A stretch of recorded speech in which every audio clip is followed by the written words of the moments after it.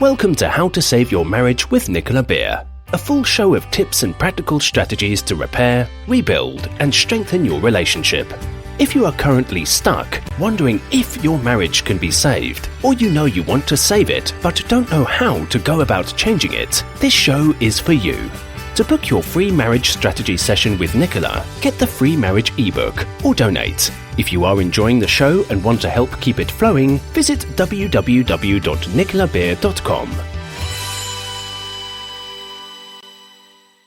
Hi and welcome. I'm so happy you're here. Thank you for joining me in this really important episode on empty nest syndrome. It's something that happens to all parents, and I wanted to talk about it because there has been links between empty nest syndrome and affairs, empty nest syndrome and depression, empty nest syndrome and divorce.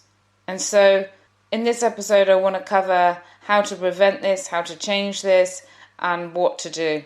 The key thing is not to presume that your husband or wife will be okay, that your marriage will be okay. It does require planning and action. When your children were young and chaotic, with lots of birthday parties and activities to do each weekend, perhaps you dreamt of the days that they'd be older and not so much work.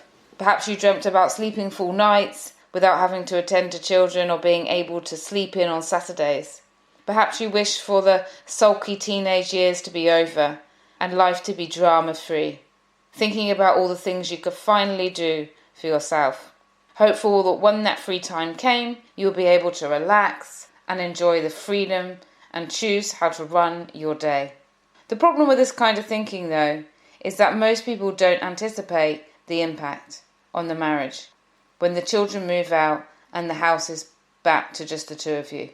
Most couples tend to their children's needs above all else, and perhaps needing to work extra in order to give their children the best in life.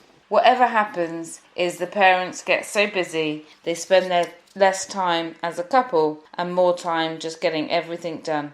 And by the time the kids are out of the house, both partners may either stop being busy and feel an empty void, or continue to be busy and feel lonely because they miss the affection and the attention they gave to and received from the children.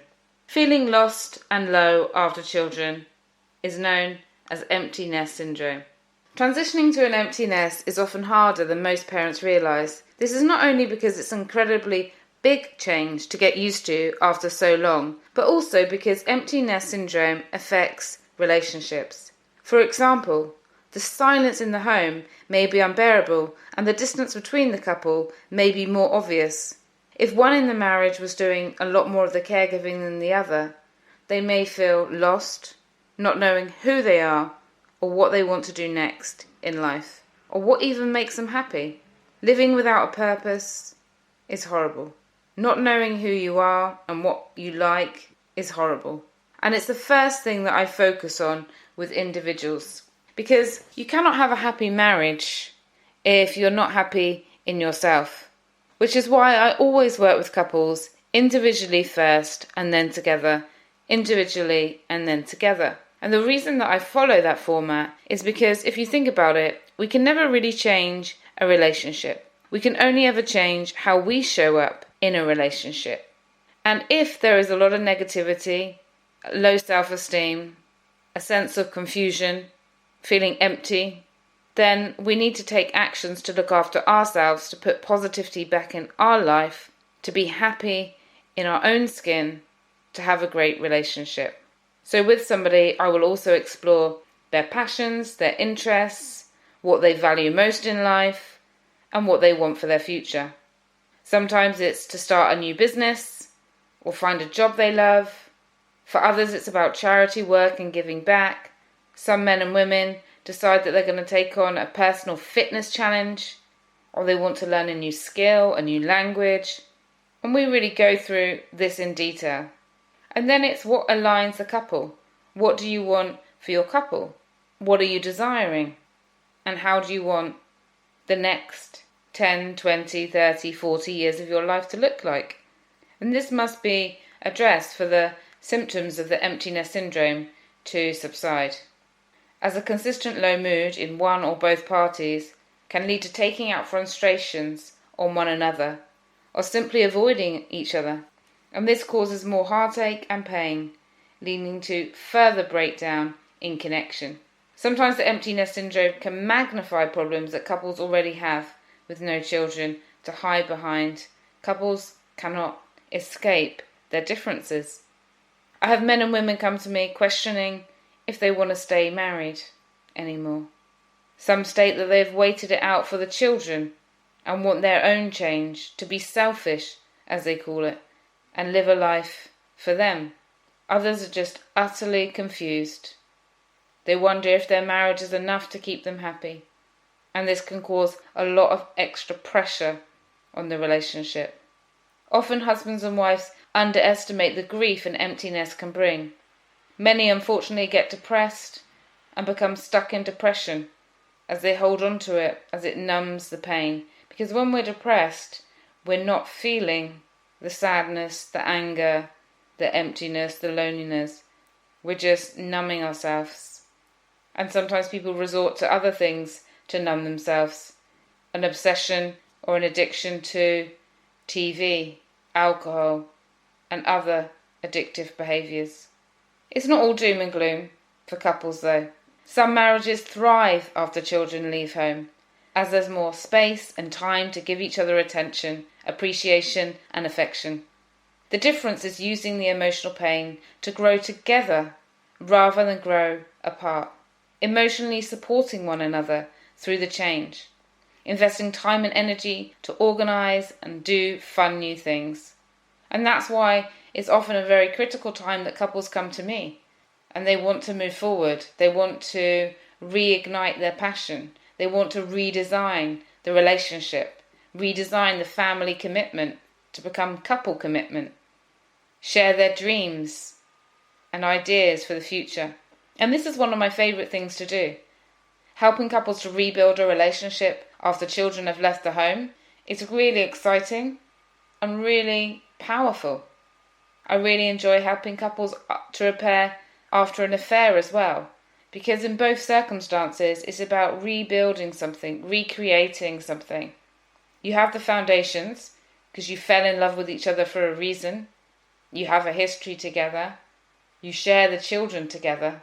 And now let's get the relationship back to a point where you enjoy being in each other's company all the time.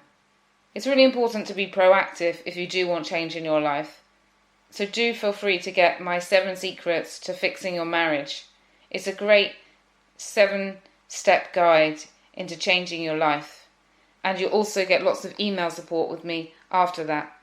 Or if you're ready for exploring one-to-one work and you feel that this could really benefit you or both of you, then do go to my website nicolabeer.com and book a call with me. The links are also going to be along with this episode for both the 7 Secrets ebook and the link to book a call, and we can discuss how to move forward. Nothing prepares parents for the transition to an empty nest, and it can cause a lot of damage. So taking action to work on making your relationship closer, to supporting each other through this change is really, really key. And if I was going to share 3 steps with you, this is what these 3 steps would be to handle the empty nest. The first step would be to rekindle the marriage. Remember the spark that you had with your partner all those years ago. The laughter, the engaging conversation, when you used to sit together and just be happy in each other's own company. Now you're pretty much in that same boat again, without the responsibilities of children and errands to do. Although there might be financial errands and responsibilities. I'm not saying that when children leave they could disappear. And of course they may need support outside of the home. But you can have a lot more time, and this is why it's great to recreate a new relationship. Talking to each other about what you've achieved as a couple and the beautiful family you've grown. And then start dating each other again, enjoying doing more activities. You may want to plan a romantic getaway to reconnect. If you feel that there's so much distance, you need something a bit more intensive. And I recommend that you go through your hopes and dreams for the future. Make an action plan. A couple that I worked with this week, I asked them before our joint session to prepare a bucket list of the things that they really want to do over the next 15 years. And then we had great fun discussing those and laughing at those, especially as they were really, really different, like what they liked. One really was very active and like doing sort of these active, extreme things. The other one was more settled, but we did find loads of good things that they could do together. And it was really rewarding and they were left really happy. So this can be a really great thing. It's like looking at what are your dreams, what can you do? The second thing is making sure that you've got new interests and happiness for yourself. Your partner cannot be your happiness and they cannot be your entertainment. Often I see couples where one person lets their partner lead the conversation, lead the planning, lead the organising, and they just show up. And this may work for a time and it may work if the other person really loves to organise things. But in my experience, even a person that really likes to organise things gets to a point where they feel, I don't want to do this anymore. I want it to be joint, or I would like someone to do this for me. So that is key. And it looks at positivity that you can give for yourself and in the relationship. And then the third thing is consider getting some help if you need to. Because just because you've been married for so long and you know each other so well, it doesn't mean that speaking to a third party can help. Whether that's help individually because you are going through the grief and emptiness and loneliness or confusion about who you are and what you would like in your life, or it could be about helping your marriage get back on track.